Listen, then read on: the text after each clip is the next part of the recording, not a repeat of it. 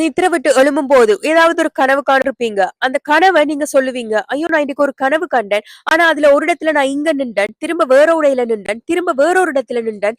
இந்த மாதிரி சம்பந்தம் இல்லாதவர்களை கனவுல கண்டேன். ஆனா நான் ஒரு வித்தியாசமான ஒரு தொடர்பே இல்லாத கனவு என்று சொல்றதுக்கு இதுதான் காரணம். இந்த 4 வெவ்வேறு பகுதிகளையும் 4 வெவ்வேறு வட்டங்களிலும் நாங்கள் காணும் கனவுதான் இந்த தொடர்பற்ற நிகழ்வுகளுக்கு காரணமாக அமையுது. தொடரற்ற கனவுகள் வாரதுக்கு காரணம் என்ன?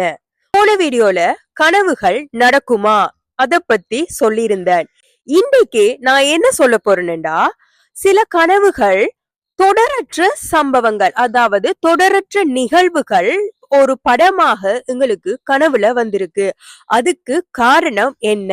ஒருத்தர் நித்திர கொள்றார் 10 மணிக்கு, கால 6 மணிக்கு அவர் எழும்புறார். அப்ப 10 மணில இருந்து 6 மணி வரையும் அவர் உறக்கத்துல இருப்பார்.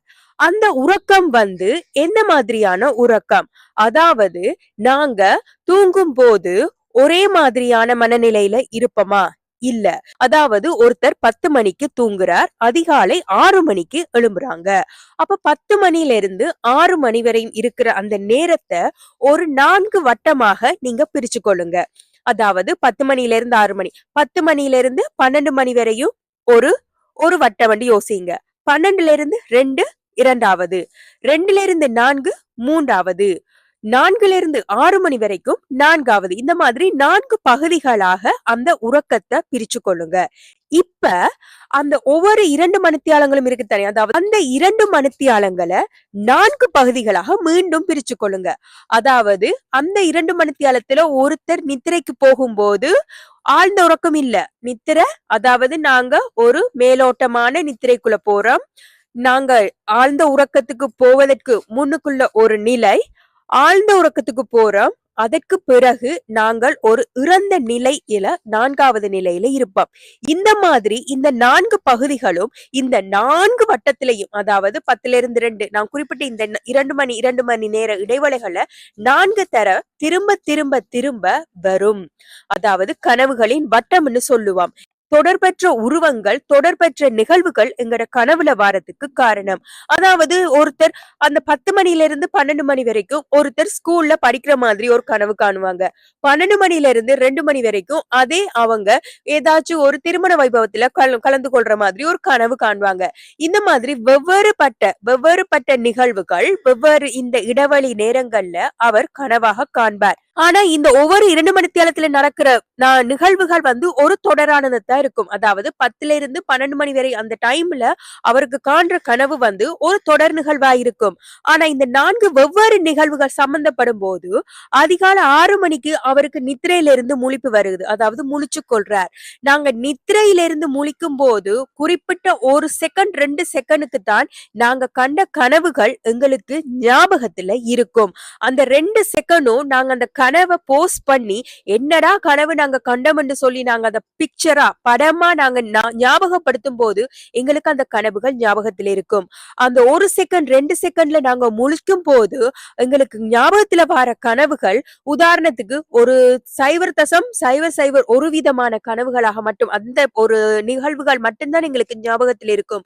முழுவதுமா ஞாபகத்துல இருக்குமா?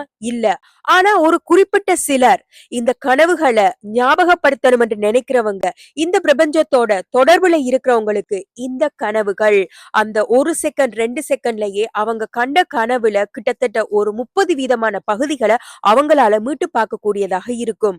அந்த 100 வீதமான கனவுகளையுமே மீட்டக்கூடியவர்கள் யாருமே இல்ல. ஏண்டா கனவுகள் பிரபஞ்சத்தின் ஒரு ஊடகம். கனவுகள் பிரபஞ்சத்தின் மூலம் எங்களை அடை ஒரு செய்தி. அந்த செய்திய 100க்கு 100 வீதம் அறிந்தவர்கள் யாருமே இந்த உலகத்துல இல்ல.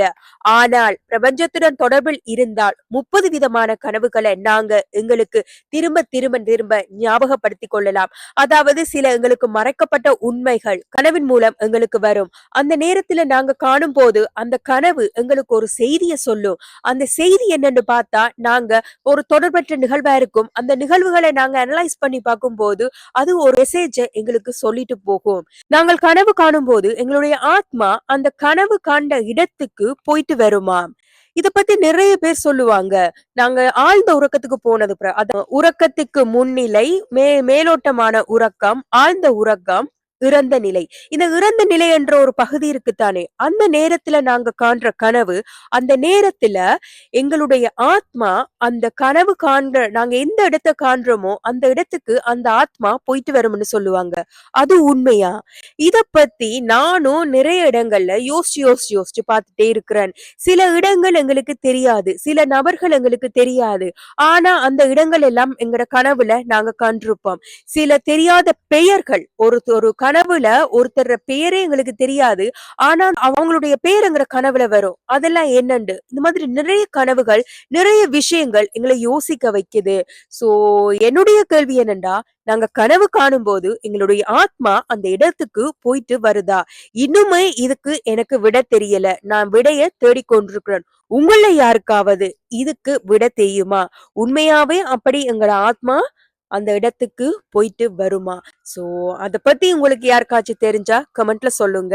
சோ மீண்டும் அத பத்தி நிறைய விஷயங்கள் பேசலாம். இந்த வீடியோவை முழுமையா பார்த்ததுக்காக நன்றிகள். மீண்டும் ஒரு நல்ல வீடியோல உங்களை சந்திக்கிறேன். தேங்க்ஸ் ஃபார் வாட்சிங்.